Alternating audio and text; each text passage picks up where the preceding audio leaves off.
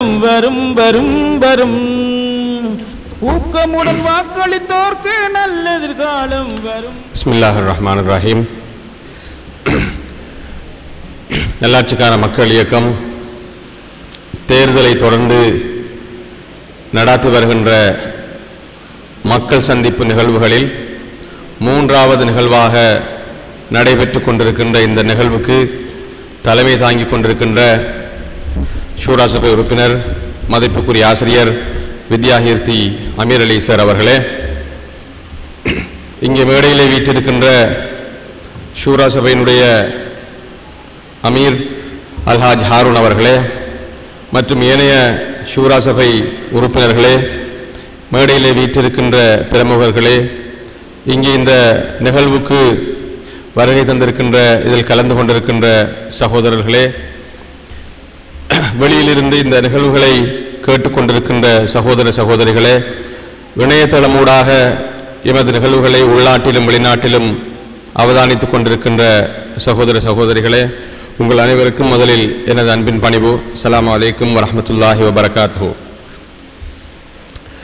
மிக ஆவலோடு மிகுந்த எதிர்பார்ப்புகளோடு காத்திருந்த நகரசபை தேர்தல் முடிவுற்று ஏறத்தாழ ஒரு வாரத்துக்கு பின்னால் இன்று நாங்கள் இந்த சந்திப்பை நடத்தி கொண்டிருக்கின்றோம். ஒரு 10 நாட்களுக்கு முன்னால் நாம் நடத்திய இறுதி பிரச்சார கூட்டம், இன்னும் பல்வேறு பிரச்சார நடவடிக்கைகள் போன்றவற்றில்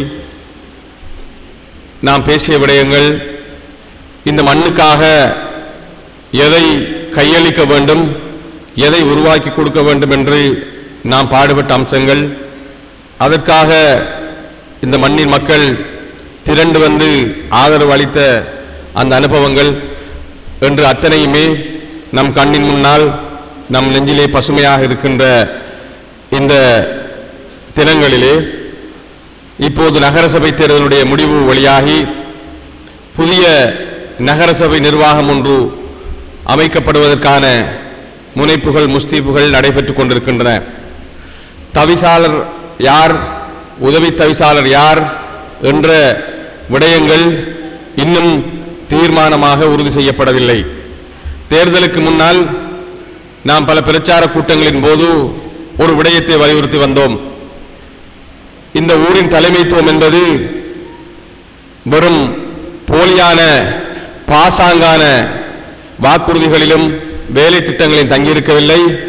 அது ஒரு முழுமையான ஒற்றுமைப்பட்ட ஒரு வேலை திட்டத்திலே, ஒரு உள்ளக ஒற்றுமையிலே தங்கியிருக்கிறது என்ற விடயத்தை நாங்கள் வலியுறுத்தி வந்தோம்.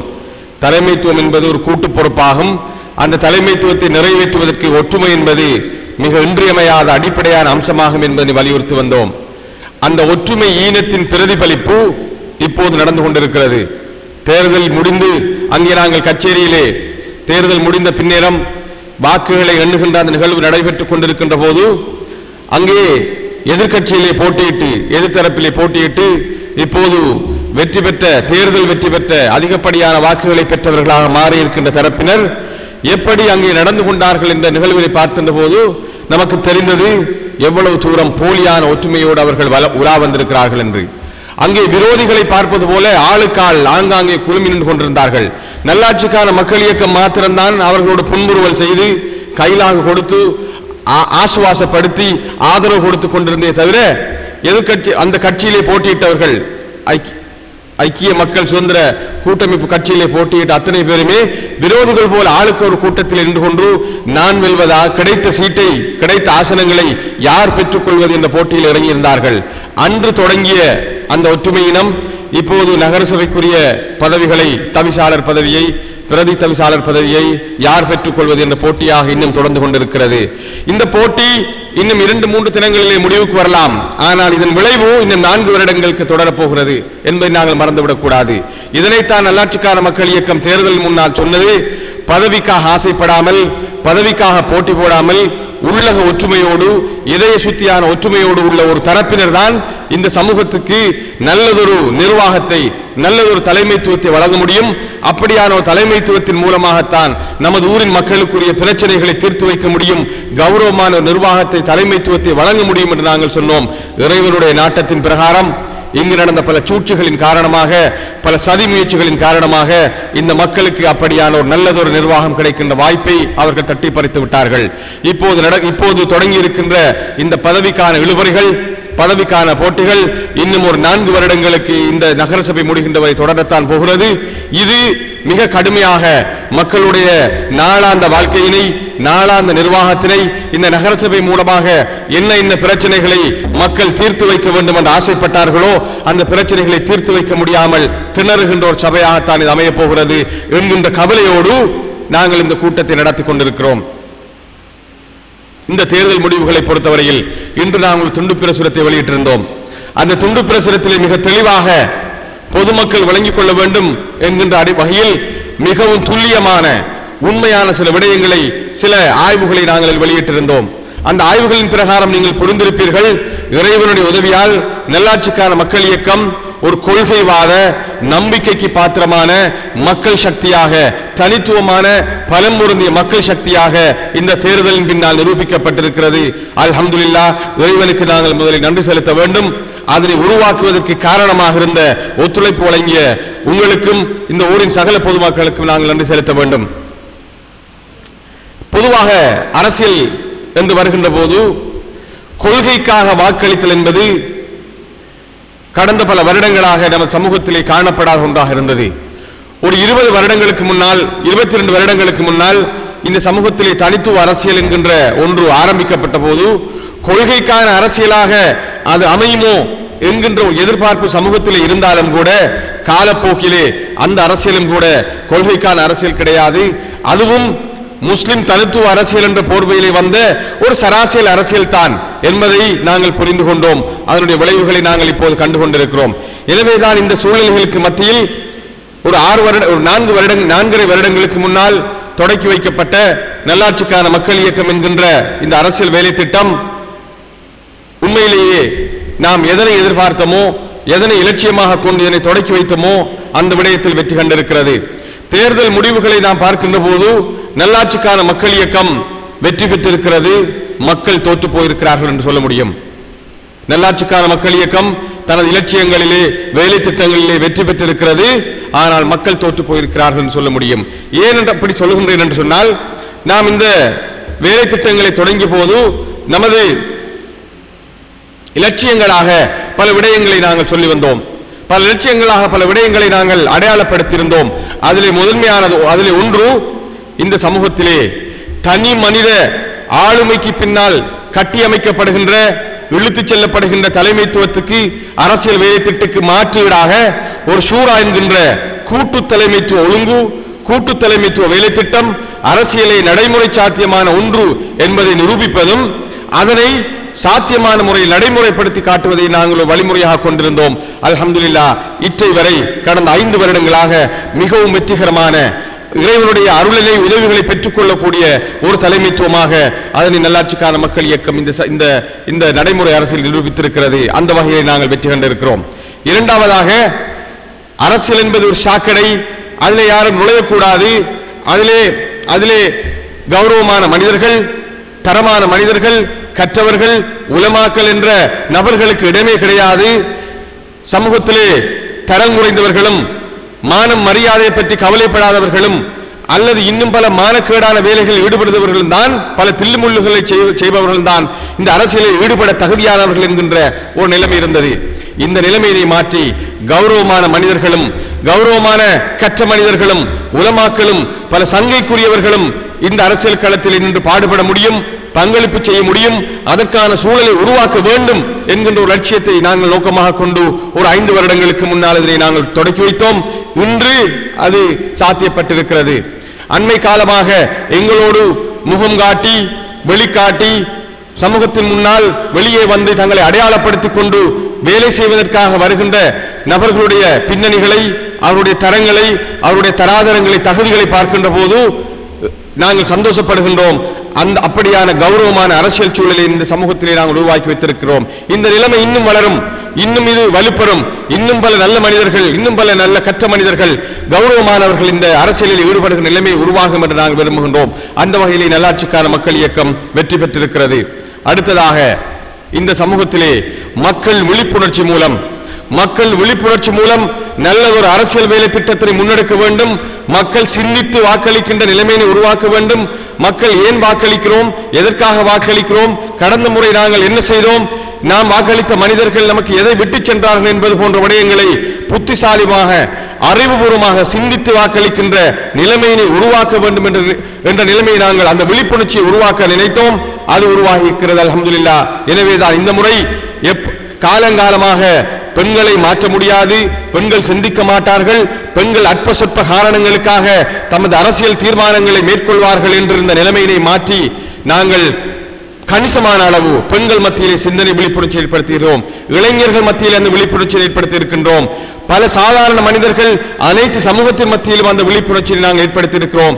அந்த விழிப்புணர்ச்சியுடைய பிரதிபலிப்பு தான் இந்த முறை ஒரு கணிசமான வாக்காக 6800 என்கின்ற கணிசமான வாக்காக 35% என்கின்ற ஒரு கணிசமான வாக்காக மாறியிருக்கிறது.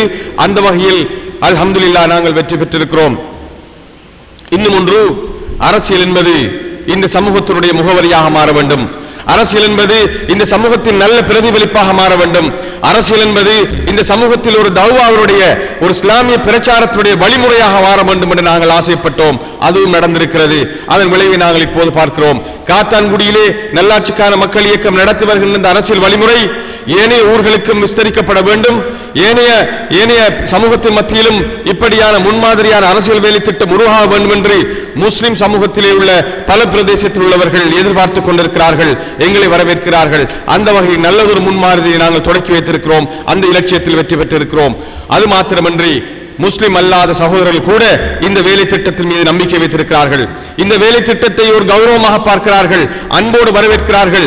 நான் நினைக்கின்றேன், எதிர்வரும் காலங்களில் இன்ஷா அல்லாஹ் மாகாண சபை தேர்தல்களிலும் இன்னும் பல தேர்தல்களிலும் நாங்கள் போட்டியிடுகின்ற போது முஸ்லிம் அல்லாத பல சகோதரர்களும் நல்லாட்சிக்கான மக்கள் இயக்கத்துக்கு கணிசமாக வாக்களித்து அவர்களுடைய பிரச்சனைகளுக்கும் அவர்களுடைய சமூகத்துக்கும் உரிய பிரதிநிதியாக நல்லாட்சிக்கான மக்கள் இயக்கம் இருக்க முடியும் என்பதை நம்ப தொடங்கி இருக்கிறார்கள். அந்த வகையில் நாங்கள் இருக்கின்றோம். முஸ்லிம் சமூகத்தில் தொடங்கி வைக்கப்பட்டிருக்கின்ற இந்த வேலை திட்டம் ஒரு நல்ல தாவாவாக இஸ்லாத்தின் பக்கம், முஸ்லிம்களின் பக்கம், நமது கொள்கையின் பக்கம் அந்த மக்களை ஈர்த்தெடுக்கின்ற நமது நல்ல நடவடிக்கைகளின் காரணமாக, நமது நல்ல முன்மாதிரிகளின் காரணமாக இந்த நமது மார்க்கத்தின் பக்கம் அவர்கள் ஈர்த்தெடுக்கின்ற ஒரு வேலை திட்டமாகவும் இந்த அரசியல் வேலை திட்டம் மாறி இருக்கிறது. அந்த வகையிலும் நாங்கள் வெற்றி பெற்றிருக்கிறோம் அல்ஹம்துலில்லாஹ். இன்னும் ஒரு இலட்சியமாக நமக்கு இருந்ததுதான் முஸ்லிம் சமூகத்தில் ஒட்டுமொத்தமான ஒரு அரசியல் புனருத்தாரணம், ஒரு அரசியல் புனர்நிர்மாணம் நமக்கு அவசியப்படுகிறது. முழு முஸ்லிம் சமூகத்தின் அரசியலுமே சீரழிந்து கிடக்கிறது. அந்த சீரழிவினை நாங்கள் இந்த தேர்தலிலே கண்டுகொண்டோம். இந்த நாட்டிலே ஜனாதிபதியினை, ஆட்சியினை தீர்மானிக்கின்ற பலம் பொருந்திய முஸ்லிம் அரசியல் சக்தியாக இருந்த அமைப்பு ஸ்ரீலங்கா முஸ்லிம் காங்கிரஸ் இன்று மிகவும் பின்தள்ளப்பட்ட ஒரு நிலைக்கு சென்றிருக்கிறது. இந்த நடந்து முடிந்த உள்ளூராட்சி மன்ற தேர்தல் முடிவுகளை நீங்கள் ஆராய்ந்தால் தெரியும். ஓட்டுமாவடியிலும் ஏறாவூரிலும் காத்தாங்குடியிலும் போட்டியிட்ட ஸ்ரீலங்கா முஸ்லிம் காங்கிரஸ் பெற்றுக்கொண்ட வாக்குகள் நல்லாட்சிக்கான மக்கள் இயக்கம் காத்தாங்குடியில் மாத்திரம் பெற்றுக்கொண்ட வாக்குகளை விட குறைவானதாக அமைந்திருக்கிறது. மக்கள் இதனை நிராகரிக்க தொடங்கி இருக்கிறார்கள். இந்த நிராகரிப்புக்கான காரணம் என்ன? மக்கள் 20 வருடமாக கொடுத்த ஆணையை மக்கள் இந்த கட்சியிலிருந்து இவர்களுக்கு அளித்த அதிகாரங்களின் மூலமாக என்ன பிரச்சனைகளை, என்ன தலைமைத்துவத்தினை அவர்கள் எதிர்பார்த்தார்களோ, என்ன பிரச்சனைகள் தீர்க்கப்பட வேண்டும் என்று அவர்கள் எதிர்பார்த்தார்களோ அது நிகழாத போது மக்கள் இப்போது அதை நிராகரிக்க தொடங்கி இருக்கிறார்கள். இந்த விழிப்புணர்ச்சியை நாங்கள் ஏற்படுத்த வேண்டும் என்று நினைத்தோம். அந்த விழிப்புணர்ச்சி மக்கள் இப்படி அவர்கள் நிராகரிக்க தொடங்கி இருப்பது இப்போது அவர்கள் மீதான அழுத்தமாக மாறி இருக்கிறது. ஒவ்வொரு முஸ்லிம் கட்சியும், ஒவ்வொரு முஸ்லிம் அரசியல்வாதியும் தான் விட்ட தவறு என்ன, ஏன் என்னை விட்டு மக்கள் பிரிந்து சென்று கொண்டிருக்கிறார்கள், ஏன் என்னை விட்டு மக்கள் விலகிச் செல்கிறார்கள் என்று சிந்திக்க தொடங்கி இருக்கிறார்கள். அது ஒரு அழுத்தமாக மாறி இருக்கிறது. எனவேதான் 6 வருடங்களுக்கு முன்னால் இந்த மண்ணிலே நல்லாட்சிக்கான மக்கள் இயக்கத்தை ஆரம்பித்து நாங்கள் பேசிய போது ஒரு விடயத்தை நாங்கள் சொன்னோம். இந்த முழு இலங்கையிலும் முஸ்லிம் அரசியல் ஒரு புனரமைப்புக்கு உட்படுத்தப்பட வேண்டும். அந்த நிகழ்வு நடப்பதற்கான ஒரு அழுத்த சக்தியாக இந்த மண்ணிலே தொடக்கி வைக்கப்படுகின்ற நல்லாட்சிக்கான மக்கள் இயக்கம் அமைய வேண்டும் என்று நாங்கள் சொன்னோம்.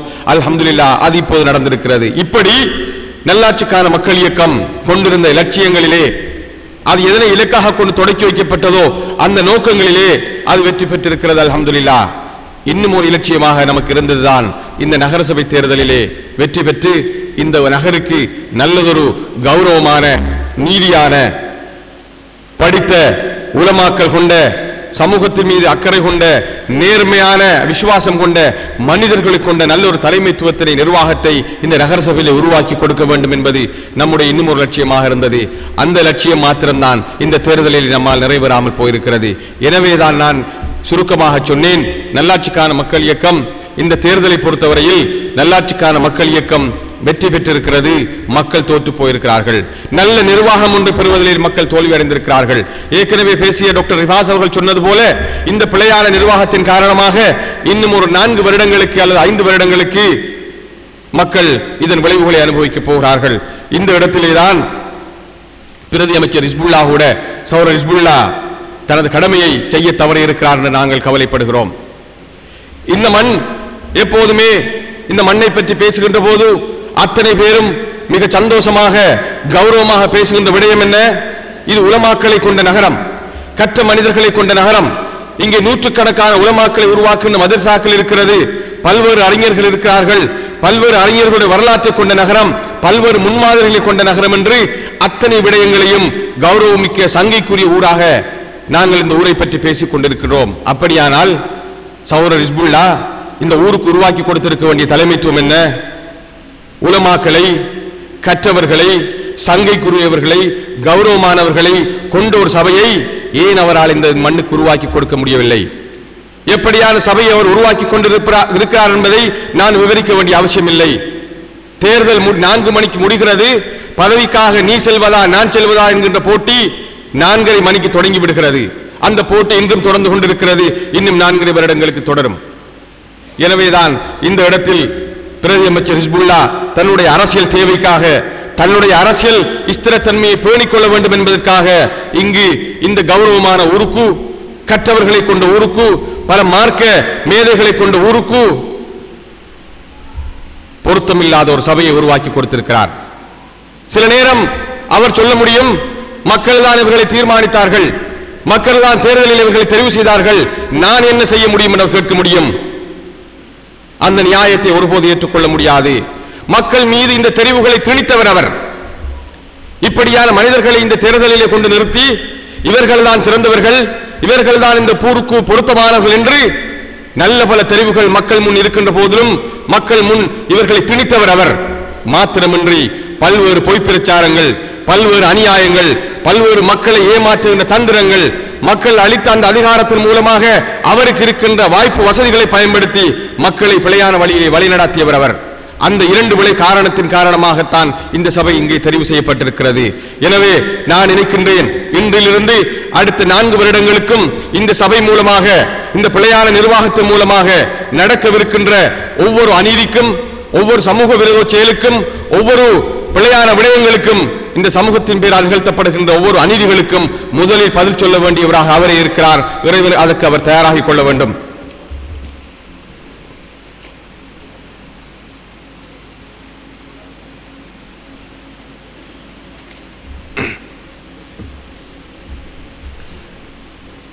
மேலும் சௌரர் ஹிஸ்புல்லா அவர்கள் இந்த தேர்தல் முடிவுகளிலிருந்து பல பாடங்களை படித்துக் கொள்ள வேண்டும்.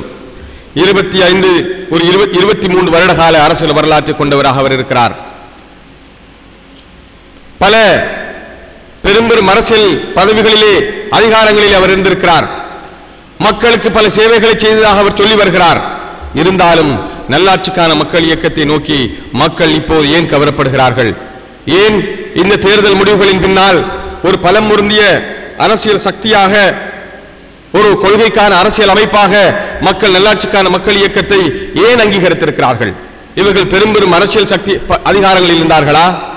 இவர்களுக்கு அரசாங்கம் பின்னணியில் இருந்து பல்வேறு உதவிகளை செய்ததா? அல்லது பல கோடி ரூபாய் நிதிகளை கொண்டு வந்து இங்கே பெரும் அபிவிருத்தி திட்டங்களை இவர்கள் செய்தார்களா? ஒன்றுமே கிடையாது. சாதாரண மனிதர்கள், சாதாரண சமூகத்தின் சிவில் பிரஜைகளாக இருந்தவர்கள் ஒன்றாக இணைந்து மக்கள் முன்னே வந்து தங்களது நேர்மையையும் தைரியத்தையும் இந்த சமூகத்தின் மீதான விசுவாசத்தை நிரூபித்த போது அதனை ஏற்றுக்கொள்வதற்கு மக்கள் தயாராக இருக்கிறார்கள். அதில் மாத்திரம் நம்பிக்கை வைத்து அந்த மக்கள் சக்தியை இப்போது அங்கீகரித்திருக்கிறார்கள். ஒருபுறம் அங்கே சகோதரர் ஹிஸ்புல்லா அவருடைய அரசியல் அதிகாரம், அரசியல் வரலாறு, அவர் செய்த அபிவிருத்தி வரலாறு என்று இருக்கிறது. இன்னும் ஒரு புறம் மக்கள் நல்லாட்சிக்கான மக்கள் இயக்கத்தினுடைய நேர்மை, மக்கள் மீதான விசுவாசம், அறிவுபூர்வமான தலைமைத்துவம், ஒழுக்கமிக்க அரசியல் நடவடிக்கை என்று இன்னொரு பக்கம் இருக்கிறது. இப்போது எது கலிக்க தொடங்கி இருக்கிறது, எதன் பக்கம் மக்கள் அணி சேர தொடங்கி இருக்கிறார்கள் என்பதிலிருந்து அவர் பாடம் படித்துக் கொள்ள வேண்டும். ஏனென்றால் எங்களை பொறுத்தவரையில் நல்ல காரியங்களை, நல்ல ஒரு வழிமுறையை நோக்கி நாங்கள் அறிவுரையை அழைத்துக் கொண்டிருக்கிறோம். அது சகோதரர் ஹிஸ்புல்லா அவர்களுக்கும் பொருத்தம். அவரும் அந்த நல்ல வழிமுறையின்பால் வர வேண்டும். தொடர்ந்தும் சுத்து மாத்துக்களை நம்பி தில்லுமுல்லுகளை செய்து பொய் பிரச்சாரங்களின் மீது மாத்திரம் நம்பிக்கை வைத்து அரசியல் நடாத்துகின்ற வழிமுறையை அவர் கைவிட வேண்டும். வன்முறைகளை கைவிட வேண்டும். ஏற்கனவே நாங்கள் டாக்டர் ரிஃபாஸ் பேசியது போல அந்த வன்முறைகளை அவர்கள் இன்னும் செய்து கொண்டே இருக்கிறார்கள். அங்கே பள்ளியிலே ஜும்மா தேர்தல் முடிந்து அடுத்த தினம் ஜும்மாவிலே நின்று, தேர்தல் காலம் என்றால் அப்படித்தான், முன்னுக்கு பின் பேசத்தான் செய்வோம், அதையெல்லாம் நாங்கள் பொருட்படுத்த முடியாது, இன்றிலிருந்து நாங்கள் அத்தனை பேரும் சுமூகமாக இணங்கிக் கொள்வோம் என்று வெறும் எந்தவித நேர்மையும் இல்லாத பேச்சை பேசிவிட்டு செல்கிறார். அன்று இரவு இந்த வன்முறை நிகழ்த்தப்படுகிறது. ஏழை மீனவர்களுடைய இந்த வாழ்வாதாரம் அளித்தொழிக்கப்படுகிறது. இந்த வன்முறையின் பின்னால் அவரே இருக்கிறார் என்று நாங்கள் உறுதியாக நம்புகிறோம். அதற்கு இன்னும் ஒரு ஆதாரம் இருக்கிறது. இந்த பள்ளியிலே, ஜாமிஉல் பள்ளியிலே சத்தியப்பிரமாண நிகழ்வு நடத்த வேண்டும் என்ற ஒரு நல்ல ஒரு முன்மாதிரியை இந்த ஊரிலே தொடக்கி வைக்க வேண்டும் என்பதற்காக ஷூரா சபை முடிவெடுத்தது. இத்தனை காலமும் பல அரசியல்வாதிகள் அந்த கூட்டங்களிலே பேசியிருக்கிறார்கள். ஒவ்வொரு ஜும்மாக்களின் பின்னால் அவர்கள் உரையாற்றி இருக்கிறார்கள். அவர்கள் யாருமே எழுத்து மூலம் அனுமதி கேட்டு அந்த நிர்வாகம் யோசிப்பதற்கு நேரம் கொடுத்து அவருடைய சம்மத கடிதத்தை பெற்று அவர்கள் பேசியது கிடையாது.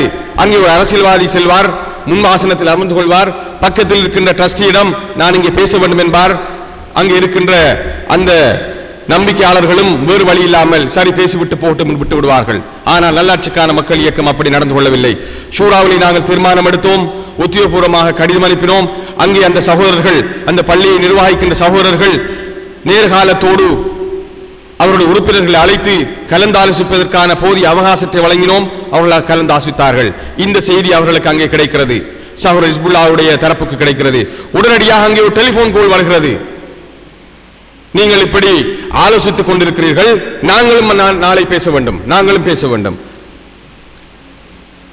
உடனே அவர்கள் சொல்கிறார்கள், பரவாயில்லை, நீங்களும் பேசலாம், இங்கே இவர்கள் கடிதம் தந்திருக்கிறார்கள், இவர்களுக்கான அனுமதி வழங்குகிறோம், நீங்களும் ஒரு கடிதத்தை தாருங்கள், நீங்களும் பேசுவதாக இருந்தால் பேசிவிட்டு போங்கள் என்று அவர்கள் சொல்கிறார்கள்.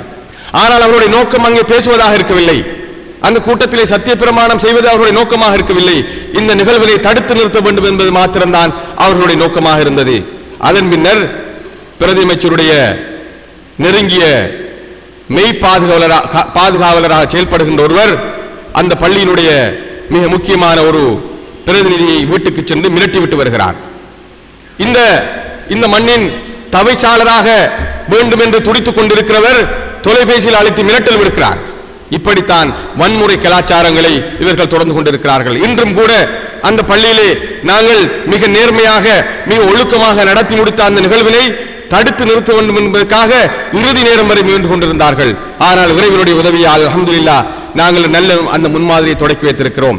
மக்களின் பெயரால் வழங்கப்படுகின்ற பதவி, மக்களின் அந்த ஆணை மூலம் கிடைக்கின்ற பதவி, அந்த பதவிக்கு வருகின்றவர்கள் மக்களிடம் ஒரு ஒப்பந்தத்தை செய்து கொள்ள வேண்டும், மக்களுக்கு அந்த வாக்குறுதியை கொடுக்க வேண்டும். அந்த வாக்குறுதி என்பது இறைவனை முன்னிலைப்படுத்தி கொடுக்கின்ற வாக்குறுதியாக அமைய வேண்டும் என்கின்ற அந்த நல்ல முன்மாதிரியை நாங்கள் தொடக்கி வைத்திருக்கின்றோம். எனவே இந்த முன்மாதிரிகளை தடுக்க முற்படாமல், இந்த முன்மாதிரிகளுக்கு விரோதமாக செயற்படாமல் நீங்களும் அந்த முன்மாதிரிக்கு வர வேண்டும் என்று சகோதரர் ஹிஸ்புல்லா அவர்களுக்கு நாங்கள் பகிரங்கமாக வேண்டுகோள் விடுக்கின்றோம். இது நல்ல முன்மாதிரி. நீங்களும் கடந்த காலத்தில் இப்படியான சத்திய பிரமாணத்தை செய்திருக்கிறீர்கள், ஆனால் அதனை மூடி இருக்கிறீர்கள், பரவாயில்லை, இனிமேலாவது நீங்கள் திருந்த வேண்டும். இந்த சத்திய பிரமாணங்களை நீங்கள் பள்ளியிலே செய்ய முன்வர வேண்டும். உங்களை நம்பி உங்களின் பின்னால் அரசியல் நடத்த முன்வந்திருக்கின்ற இந்த சகோதரர்களுக்கு அந்த நல்ல வழிமுறையை நீங்கள் காட்ட வேண்டும். தேர்தல் காலத்திலே சத்தியம் செய்தால் பரவாயில்லை, மூடிவிட்டு போங்கள் என்று நீங்கள் சொன்ன உபதேசங்களை எல்லாம் விட்டுவிட்டு இப்போது பள்ளியிலே வந்து மக்கள் முன்னால் இந்த சத்திய பிரமாணங்களை செய்து நல்ல வழிமுறைக்கு நீங்கள் வர வேண்டும் என்று நாங்கள் ஆசைப்படுகின்றோம், அழைக்கின்றோம். எனவேதான் இந்த வன்முறைகளை நிகழ்த்துகின்ற இந்த கலாச்சாரத்தில் இருந்து நீங்கள் விடுபட வேண்டும். நேர்மையின் மீது நம்பிக்கை வைத்து பாடுபடுங்கள். நேர்மையை மக்கள் விரும்புகிறார்கள். நேர்மையை விரும்புவதற்கும் நேர்மையை தூக்கி விடுவதற்கும் தோள் கொடுப்பதற்கும் மக்கள் காத்துக் கொண்டிருக்கிறார்கள். எனவேதான் உங்களது வளமையான அரசியல் சுத்துமாத்துக்கள், அரசியல் போலித்தனங்களை விட்டுவிட்டு நேர்மையின் பால் வாருங்கள். நேர்மையை வைத்து நீங்கள் இந்த அரசியல் நேர்மையை அடிப்படையாக கொண்டு இந்த அரசியலை செய்யுங்கள் என்று நாங்கள் உங்களை அழைப்பு விடுகின்றோம். ஏற்கனவே டாக்டர் ரிஃபாஸ் அவர்கள் பேசுகின்ற போது சொன்னார்கள், கடந்த பொதுத் தேர்தலின் போது நல்லாட்சிக்கான மக்கள் இயக்கம் முன்னெடுத்து வந்த மிக நேர்மையான மக்களுக்கு நெருக்கமான அந்த பிரச்சார ஒழுங்குகளை சகிக்க முடியாத அவர்கள் பல்வேறு பொய் பிரச்சாரங்களை செய்தார்கள், பல்வேறு பிட்டிஷன்களை அடித்தார்கள், பாதுகாப்பு தரப்பினரை பொய்யான தகவலை கொடுத்தார்கள். ஆனால் இறைவனுடைய உதவியால் அத்தனை விடயங்களுக்கும் நாங்கள் வெற்றிகரமாக முன்கொடுத்திருக்கிறோம். ஏன் அந்த விடயங்களுக்கு எங்களால் வெற்றிகரமாக முன்கொடுக்க முடிந்தது என்றால் எங்களிடம் நேர்மை இருந்தது. நேர்மை இருந்ததன் காரணமாக இறைவனுடைய உதவி எங்களுடைய பக்கம் இருந்தது. அவற்றுக்கு நாங்கள் வெற்றிகரமாக முன்கொடுத்திருக்கிறோம். சௌரர் ஹிஸ்புல்லா அவர்கள் மிக மோசமான பிரச்சாரங்களை கடந்த அந்த தேர்தலின் போது செய்திருந்தார்கள். இந்த பிரச்சாரங்கள் எங்களுடைய மனங்களை, எங்களுடைய மான மரியாதையை கடுமையாக பாதித்திருக்கிறது. இதற்கான நிவாரணங்களை தேடுவதற்கான வேலைகளை நாங்கள் தொடங்கி இருக்கிறோம். சட்ட ரீதியாகவும் மார்க்க ரீதியாகவும் சமூக ரீதியாகவும் இதற்குரிய பதிலை அவர் சொல்லி ஆக வேண்டும். இதற்குரிய நிவாரணங்களை தேடுவதற்கான நடவடிக்கைகளை நாங்கள் தொடங்கி இருக்கிறோம். அவர் அங்கே பள்ளியிலே சொல்லிவிட்டு போல தேர்தல் என்றால் அப்படித்தான், எதையும் பேசலாம், எல்லாவற்றையும் விட்டு மறந்து விடுவோம் என்று சொன்ன அந்த விடயங்களை நாங்கள் அங்கீகரிப்பதற்கு தயாராக இல்லை. அவர் ஒன்றை புரிந்து கொள்ள வேண்டும். ஒரு மனிதனுக்கு இழைக்கப்படுகின்ற அநீதி, ஒரு மனிதனுக்கு இழைக்கப்படுகின்ற அநியாயம் அந்த மனிதனால் மன்னிக்கப்படுகின்ற வரை மறுமையில் விமோசனம் கிடையாது, அதுக்குரிய தண்டனை அனுபவித்தே ஆக வேண்டும் என்கின்றது இஸ்லாத்துடைய கருத்தாகும். அந்த அடிப்படையில் எங்களுக்கு அவரால் இழைக்கப்பட்ட அநீதி வெறும் அற்ப சொற்ப வாக்குகளை, பாமரத்தனமான மக்களுடைய வாக்குகளை பெறுவதற்காக எங்கள் மீது செய்யப்பட்ட பொய் பிரச்சாரங்கள், எங்கள் மீது சொல்லப்பட்ட அவதூறுகள், எங்களுக்கு மீது நிகழ்த்தப்பட்ட மானத்துக்கும் மரியாதைக்கும் உரிய அந்த தாக்குதல்கள் என்பவற்றுக்கு அவர் பதில் சொல்லியாக வேண்டும். அதற்கான நடவடிக்கைகளை நாங்கள் தொடங்கி இருக்கிறோம். நாங்கள் மன்னிக்காத வரை இந்த விடயங்களுக்கு உரிய நிவாரணத்தை நாங்களும் நீங்களும் உயிரோடு இருக்கின்ற வரை, நீங்கள் பெற்றுக்கொள்ளாத வரை மறுமையில் உங்களுக்கு விமோசனம் கிடைக்காது என்பதை நான் இந்த பகிரங்கமாக இந்த மேடையிலே சொல்லி வைக்க விரும்புகிறேன். எனவேதான் சகோதரர்களே, கடந்த தேர்தல் பல விடயங்களை கற்றுத்தந்தது. கடந்த தேர்தலின் போது நல்ல பல அனுபவங்களும் கிடைத்தது. சில விடயங்களில் நாங்களும் பாடம் படிக்க வேண்டியிருந்தது. அந்த வகையிலே தான் நாங்கள் கற்றுக்கொண்ட ஒரு பாடம், நேர்மையான வழியிலே பிரச்சாரம் செய்கின்றது போலவே மோசடியான வழிமுறைகளை முறியடிப்பதற்கான வியூகங்களை நாங்கள் வகுத்திருக்க வேண்டும். மோசடியான வழிமுறைகளை முறியடிப்பதற்கான வியூகங்களில் ஒரு சில இடங்களில் நாங்கள் தவறிவிட்டு இருக்கிறோம் என்று நாங்கள் கருதுகிறோம். அதுதான் கள்ள வாக்கு அளிக்கின்ற விடயம். மிக கணிசமான கள்ள வாக்குகளை 2000 தொடக்கம் 2500 வரையான கள்ள வாக்குகளை இவர்கள் தேர்தல் தினத்தன்று அவர்கள் இட்டார்கள். அதை முறியடிப்பதற்கு உரிய தயார் நிலையில் நாங்கள் இருக்கவில்லை என்பதை நாங்கள் பகிரங்கமாக ஒத்துக்கொண்டுதான் ஆக வேண்டும். எனவே வருங்காலத்தில் இன்ஷா அல்லாஹ் அந்த விடயத்தில் நாங்கள் கணிசமான கவனம் செலுத்துவோம். கள்ள வாக்குகள் அளிக்க முடியாத அளவு அல்லது விடயங்களை கணிசமாக குறைக்கின்ற அளவு நடவடிக்கைகளை இனிவரும் தேர்தல்களை நாங்கள் எடுக்க இருக்கின்றோம். ஏனென்றால் பல பொதுமக்களும் பல பிரமுகர்களும் அது தொடர்பான பல ஆலோசனைகளை எங்களுக்கு சொல்லியிருக்கிறார்கள். இன்னும் ஒரு விடயத்தை நாங்கள் புரிந்து கொண்டோம். இந்த சமூகத்திலே உலமாக்களுக்கு ஒரு கடமை இருக்கிறது. மார்க்கம் இன்னும் அரசியலிலிருந்து வேறாக பிரித்து பார்க்கப்படுகிறது. மார்க்கத்தினுடைய கொள்கைக்குள் அரசியல் கொள்கையும் உள்ளடங்கி இருப்பதாக மக்கள் இன்னும் கணிசமான பேர் நம்புவதாக இல்லை. எனவே உலமாக்களுக்கு ஒரு கணிசமான கடமை இருக்கிறது. அரசியல் கொள்கை என்பது ஒரு சித்தாந்தம் கிடையாது, ஒரு சடங்கு கிடையாது. சில உடல் ரீதியான வணக்க வழிபாடு ரீதியான அடையாளங்களை ஏற்படுத்திக் கொள்வதோடு மாத்திரம் இஸ்லாம் சுருங்கிவிடுவதில்லை. அது ஒட்டுமொத்தமான அரசியல், பொருளாதார, சமூகவியல், ஆன்மீக அனைத்து அம்சங்களையும் கொண்ட ஒரு முழுமையான வேலை திட்டம். அதில் அரசியல் வேலை திட்டம் என்பது மிக முதன்மையானது. ஒரு முஸ்லிம் தான் எந்த கொள்கையை சார்ந்திருக்கிறானோ அந்த கொள்கைக்கு அமைவாகவே தனது அரசியல் கொள்கையை அமைத்துக் கொள்ள வேண்டும் என்பது அவருடைய கடமையாக இருக்கிறது என்ற விடயத்தை உலமாக்கள் இன்னும் பகிரங்கமாக, இன்னும் தெளிவாக, இன்னும் வேகமாக இந்த சமூகத்திலே பிரச்சாரம் செய்ய வேண்டிய தேவை இருக்கிறது. தௌவா அமைப்புகளும் பிரச்சார அமைப்புகளும் ஏனைய பல பிரச்சாரங்கள் இந்த விடயத்திலே கூடுதல் கவனம் செலுத்த வேண்டும் என்று நாங்கள் ஆசைப்படுகின்றோம். ஏனென்றால் நேர்மையான இஸ்லாம், தூய்மையான இஸ்லாம் பற்றி பேசுகின்ற சில சகோதரர்களுக்கு கூட தெளிவான அரசியல் என்ன என்பது பற்றிய குழப்பம் இருந்ததை நாங்கள் கண்டோம். தூய்மையான இஸ்லாம் பற்றி பேசுகின்ற சகோதரர்கள் கூட சிலர் தெளிவான அரசியல், நம்பிக்கைக்குரிய அரசியல், நேர்மையான அரசியல் என்கின்ற விடயம் சமூகத்திலே தெளிவாக முன்வைக்கப்பட்ட போதிலும் கூட அதனை பிரித்தறிந்து கொள்ள முடியாமல் திணறிக் கொண்டதனை பார்த்தோம். எனவே இந்த நிலையும் வருங்காலத்திலே மாற வேண்டும். இன்னும் ஒரு மாயை தான் இந்த சமூகத்திலே இருக்கின்ற நடுநிலைமை மாயை. நடுநிலைமை என்கின்ற ஒரு முகமூடி. இஸ்லாத்தை பொறுத்தவரையில் ஒரு கொள்கைக்கான போராட்டம் என்கின்ற ஒரு நிலைமை வருகின்ற போது அங்கே நடுநிலைமை என்கின்ற இடத்துக்கு கதைக்கு இடமே கிடையாது. சில நேரம் நான் நினைக்கின்றேன், உலமாக்கள் தெளிவாக விளங்கப்படுத்த வேண்டும். நடுநிலைமை சமூகம் என்று அல் குர்ஆன் சொல்லி இருக்கின்ற விடயத்தை இந்த சமூகத்திலே பிழையாக புரியப்பட்டிருக்கிறது, பிழையாக புரிந்து கொண்டிருக்கிறார்கள். சத்தியத்துக்கும் அசத்தியத்துக்குமான போட்டி என்று வருகின்ற போது கொள்கைக்கும் நேர்மையான கொள்கைக்கும் நேர்மையற்ற கொள்கைக்குமான போட்டி என்று வருகின்ற போது அங்கே நடுநிலைமை என்கின்ற விடயத்துக்கு இடம் கிடையாது. அது ஊடகமாக இருந்தால் என்ன, ஊடகவியலாளராக இருந்தால் என்ன, உலமாக்களாக இருந்தால் என்ன, இஸ்லாமிய பிரச்சார அமைப்புகளாக இருந்தால் என்ன, அத்தனை பேருமே கொள்கைக்காக குரல் கொடுக்க வேண்டுமே தவிர நாங்கள் நடுநிலைவாதிகள், நாங்கள் நடுநிலையாக இருப்போம் என்ற கதைக்கு இடமே கிடையாது. எனவேதான் இந்த விடயத்திலும் நாங்கள் அதிகமாக பிரச்சாரம் செய்ய வேண்டிய தேவை இருக்கிறது. ஏனென்றால் கடந்த தேர்தலின் போது எங்களுக்கு இந்த சத்தியத்தின் உழைப்புக்கு இந்த தெளிவான தேர்தலில் பிரச்சாரத்தின் போது நாங்கள் சொன்னோம், இந்த தேர்தலிலே 2 தெரிவுகள் மாத்திரமே இருக்கிறது.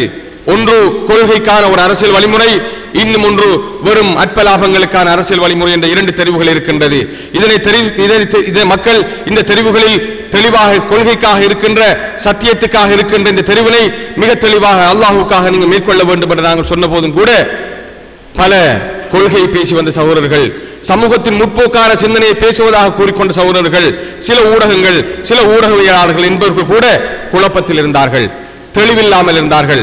அவர்களுடைய தெளிவீனம் சில வேளை பிழையான முடிவுகளுக்கு கூட அவர்கள் அந்த முடிவுகளை எடுப்பதற்கு கூட காரணமாக அமைந்தது. எனவே இந்த நிலைமைகள் எதிர்காலத்திலே மாற வேண்டும். இதற்கான உழைப்பை நல்லாட்சிக்கான மக்கள் இயக்கம் மாத்திரமல்ல இந்த சமூகத்தில் இருக்கின்ற ஒவ்வொரு தரப்பினரும் முன்னெடுத்து செய்ய வேண்டும், முன்னெடுத்து செல்ல வேண்டும் என்று நாங்கள் ஆசைப்படுகின்றோம். எனவேதான் வருங்காலத்திலே இந்த வேலை திட்டத்தினை முன்னெடுத்து செல்வது என்பது இங்கே இருக்கின்ற ஷூரா சபை உறுப்பினர்களுடைய 40 பேருடைய கைகளில் மாத்திரம் தங்கி இருக்கின்ற விடயமாக கருதி நீங்கள் ஒதுங்கிக் கொள்ளக்கூடாது. இதனை நாங்கள் மக்கள் சக்தியாக ஒரு மக்கள் எழுச்சி வேலை திட்டமாக தொடர்ந்து முன்கொண்டு செல்ல வேண்டும். ஏனைய பிரதேசங்களுக்கு கொண்டு செல்வதாக இருந்தால் என்ன, அல்லது ஏனைய சமூகத்தின் மத்தியில் கொண்டு செல்வதாக இருந்தால் என்ன, இதே மக்கள் ஒரு சக்தி என்கின்ற அந்த வரையறையோடு அந்த பின்னணியோடு கொண்டு செல்லப்பட வேண்டும். அதற்காக உங்களுடைய பங்களிப்பு அவசியமாக இருக்கிறது. நீங்கள் இங்கே இருக்கின்ற சகோதரர்கள், இதற்கு வெளியிலே இருக்கின்ற சகோதரர்கள், ஏற்கனவே பல நூற்றுக்கணக்கான சகோதரர்கள் எங்களை தேடி வந்து இதில் பங்களிப்பு செய்வதாக நீங்கள் வாக்குறுதி அளித்திருக்கிறீர்கள். உங்களுடைய பொறுப்புகளை ஏற்று நீங்கள் செய்ய முன் வர வேண்டும். நாங்கள் இந்த காத்தாங்குடி பிரதேசத்தை ஒரு 38 வலயங்களாக பிரித்திருக்கிறோம். நிர்வாக தேவைக்காகவும் பிரச்சார தேவைகளுக்காக அந்த நிர்வாக வலயங்களை பிரித்திருக்கிறோம். ஒவ்வொரு வலயங்களையும் சார்ந்த பல சகோதரர்கள் இங்கே வந்திருக்கிறீர்கள். நீங்கள் அத்தனை பேரும் அந்த வலயங்களுக்கான அந்த நடவடிக்கைகளை நீங்கள் கணிசமான பொறுப்பினை நீங்கள் பங்கினை எடுக்க வேண்டும். அதே போலத்தான் நகரசபை நிர்வாகம் என்று வருகின்ற போது எதிர்க்கட்சியாக நாங்கள் இப்போது அமர்ந்திருந்தாலும் கூட அந்த எதிர்க்கட்சியிலே நாங்கள் இன்னும் வேகமாக, கடந்த முறை இருந்ததை விடவும் இன்னும் வேகமாக எங்களது பங்களிப்பினை நாங்கள் செய்வதற்கு கவனமாக இருக்கிறோம். 2 வகையான பங்களிப்புகளை நாங்கள் இந்த சபையிலே செய்யலாம் என்று நாங்கள் உத்தேசிக்கின்றோம், ஆர்வம் கொண்டிருக்கின்றோம். ஒன்று, இந்த சபை நேர்மையாக, நீதியாக, ஊழல் மோசடி இல்லாமல், மக்கள் நலன்களுக்கு முரணில்லாமல் நடக்கின்ற சபையாக மாற்ற வேண்டும். அதனை கண்காணிக்கின்றவர்களாக, அதனை நெறிப்படுத்துகின்றவர்களாக, அதனை மக்கள் மத்தியில் கொண்டு வந்து பிரச்சாரம் செய்கின்றவர்களாக நாங்கள் அமைய வேண்டும். அப்படியான ஒரு பங்களிப்பை நாங்கள் செய்ய இருக்கின்றோம். அந்த வகையிலே தான் எதிர்காலத்திலே ஒவ்வொரு சபை அமர்வின் பின்னாலும் இப்படியான பல்வேறு மக்கள் சந்திப்புகளை நடத்துவது என்று ஷூரா சபை ஏற்கனவே தீர்மானித்திருக்கிறது. அதற்கான அழைப்புகளை நாங்கள் பகிரங்கமாக விடுவோம். அப்படி இந்த சபை பிழையான நடவடிக்கைகளை மேற்கொள்கின்ற போது மக்கள் மத்தியில் இந்த பிரச்சாரத்தை கொண்டு செல்கின்ற பணியினை நீங்களும் எடுக்க வேண்டும். இங்கே பேசப்படுகின்ற விடயங்கள், உணர்த்தப்படுகின்ற விடயங்களை பொதுமக்கள், உங்களது அயலவர்கள், உங்களது நண்பர்கள் மத்தியிலே கொண்டு சென்று இந்த சபையினுடைய விடயங்கள் தொடர்பாக நல்லதொரு விழிப்புணர்ச்சியை ஏற்படுத்துகின்ற பங்களிப்பை நீங்கள் செய்ய வேண்டும். அடுத்து நாங்கள் செய்யக்கூடிய பங்களிப்பு தான் இந்த சபையிலே நாங்கள் எதிர்க்கட்சியாக இருந்தாலும் கூட எங்களுடைய தொடர்பு, எங்களுக்கு இருக்கின்ற சில வாய்ப்புகள், எங்களுக்கு இருக்கின்ற சில சந்தர்ப்பங்களை பயன்படுத்தி மக்களுக்கு செய்யக்கூடிய அபிவிருத்தி திட்டங்கள், மக்களுக்கு செய்யக்கூடிய பல நல்ல பணிகளை நாங்கள் செய்வதற்கு உத்தேசித்திருக்கிறோம். அந்த பணிகளை செய்வதற்கு நீங்களும் பக்கபலமாக இருக்க வேண்டும். இந்த பிரதேசத்துக்கு உங்களது வலயங்களிலே, உங்களது பிரதேசங்களிலே என்ன விடயங்களை மக்கள் பங்களிப்போடு நாங்கள் செய்ய முடியும் என்பதை பற்றி நீங்கள் எங்களுக்கு ஆலோசனை சொல்ல வேண்டும். ஏற்கனவே பயனாளி அட்டை என்கின்ற ஒன்றை நாங்கள் விநியோகித்திருக்கிறோம். இது தேர்தலுக்காக விநியோகிக்கப்பட்ட ஒரு அட்டை கிடையாது. தேர்தல் முடிந்ததன் பின் நிர்வாகத்தை இலகுபடுத்தி மக்களுக்கு பல்வேறு சேவைகளை செய்வதற்காக வழங்கப்பட்ட அட்டை அதுவாகும். இறைவனுடைய நாட்டப்படி இந்த நகரசபை தேர்தலிலே ஆளுங்கட்சியாக நாங்கள் வராவிட்டாலும் கூட, எதிர்க்கட்சியாக இருந்த போதிலும் அந்த பயனாளி அட்டைகளை மூலமாக மக்களுக்கு பல நல்ல பணிகளை செய்ய முடியும் என்று நாங்கள் உத்தேசித்திருக்கிறோம். அதற்கான பங்களிப்புகளை நாங்கள் உங்களிடமிருந்து எதிர்பார்க்கிறோம், ஆலோசனைகளை எதிர்பார்க்கிறோம். எனவேதான் இந்த இயக்கத்தை, இந்த சக்தியினை, இந்த எழுச்சியினை இன்னும் பல மடங்கு பரவச் செய்வதற்கும் எழுச்சியுறச் செய்வதற்கும் உங்களுடைய பங்களிப்புகளை எதிர்பார்க்கிறோம். கென்யாவில் இருந்தும் மோதிலிருந்தும் பல அழைப்புகள் எங்களுக்கு வந்தது. அந்த பிரதேசத்தில் நாங்கள் வலுப்படுத்த வேண்டும், அந்த பிரதேசத்தில் இந்த சிந்தனையை கொண்டு செல்ல வேண்டும் என்கின்ற அந்த அழைப்பு வந்து கொண்டிருக்கிறது. இவற்றையெல்லாம் செய்வது என்பது உங்களுடைய பங்களிப்போடும் உங்களுடைய ஒத்துழைப்போடு மாத்திரம் நாம் சாத்தியமாகும் என்பதை நீங்கள் மறந்துவிடக் கூடாது. கென்யா நகரசபை தேர்தலிலே